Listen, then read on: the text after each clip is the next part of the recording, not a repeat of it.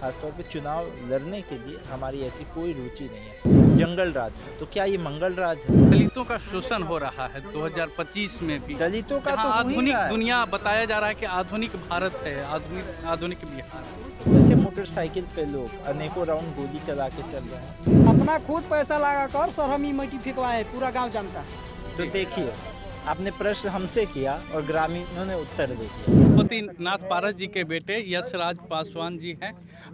सबसे पहले हम जानने का प्रयास करेंगे कि आप बक्सर में आए हैं और लहना गांव में खड़े हैं। दलित चौपाल का उद्देश्य क्या?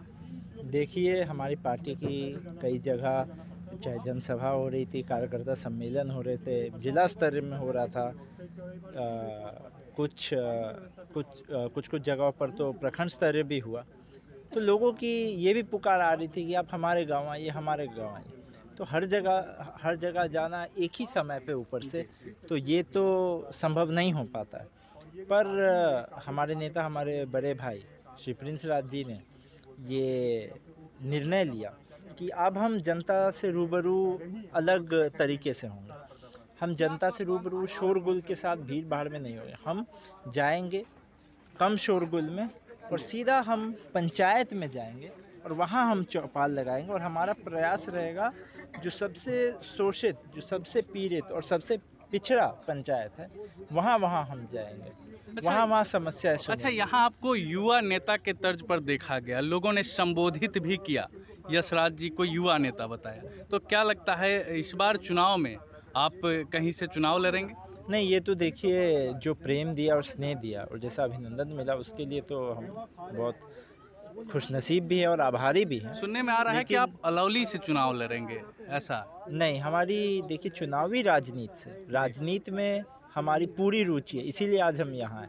लेकिन चुनावी राजनीति से, खासतौर पे चुनाव लड़ने के लिए हमारी ऐसी कोई रुचि नहीं है। हमारी प्राथमिकता ये है, आप देख ही रहे ना कैसे किस प्रकार की समस्या है। लोग कहते थे 2005 तक जंगल राज था, तो क्या ये मंगल राज है? आप देख रहे हैं अभी मुजफ्फरपुर में क्या हुआ। मुजफ्फरपुर में एक हमारी बहन के साथ क्या हुआ, उससे पहले होली के समय, होली जैसे पवन अवसर पर क्या हुआ नालंदा में हमारी बहन के साथ। वो तो मुख्यमंत्री जी का गृह क्षेत्र है।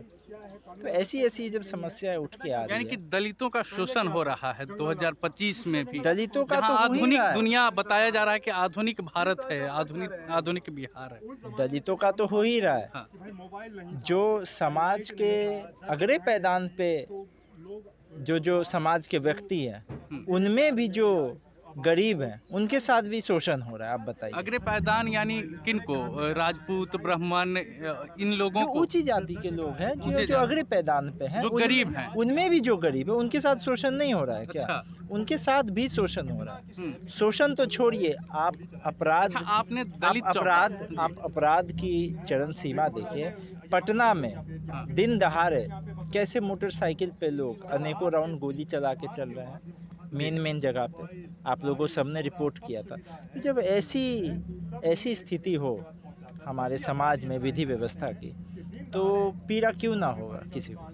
अच्छा, चिराग पासवान आज शंखनाद किए हैं, चुनावी शंखनाद, और शाहाबाद सीट को लेकर के बड़ा गंभीर दिख रहे हैं। तो आप कैसे देख रहे हैं इन चीज़ों को? नहीं, उनका अलग दल है, इस पे हम क्या ही टिप्पणी दें। अच्छा, और यहाँ जब आए लहना गांव में बक्सर, तब क्या कमियां दिखी आपको? मुख्य तौर पे जो कमी लगा उस पे बता दीजिए। देखिए, अनेकों कमियां दिखी यहाँ पे। आप कहिए कि नहर की समस्या कहिए, या फिर प्राथमिक स्वास्थ्य केंद्र की समस्या कहिए। आपने देखा ही होगा, अभी जब कुछ बुजुर्ग लोग बोल रहे थे, तो कुछ छात्राओं ने, कुछ बच्चियों ने आवाज़ लगाया।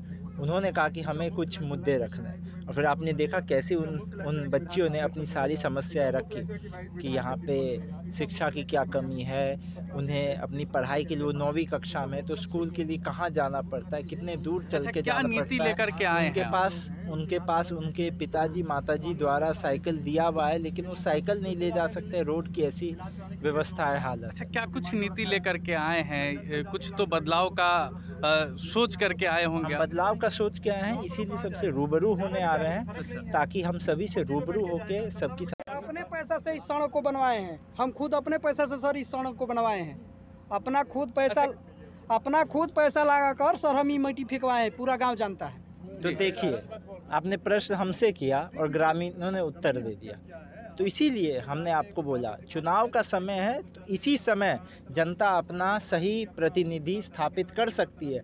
हम एक बार अपने भाइयों से, बहनों से, बुजुर्गों से, हाँ, हम आशीर्वाद ज़रूर लेने आए, लेकिन हम वोट लेने नहीं आए। जी। और ना हम वोट की बात करेंगे, हम न्याय की बात करेंगे। और जनता स्वतंत्र है, जिनको वोट देना होगा देगी, जिनको अपना सच्चा हितैषी मानेगी उनको वोट देगी।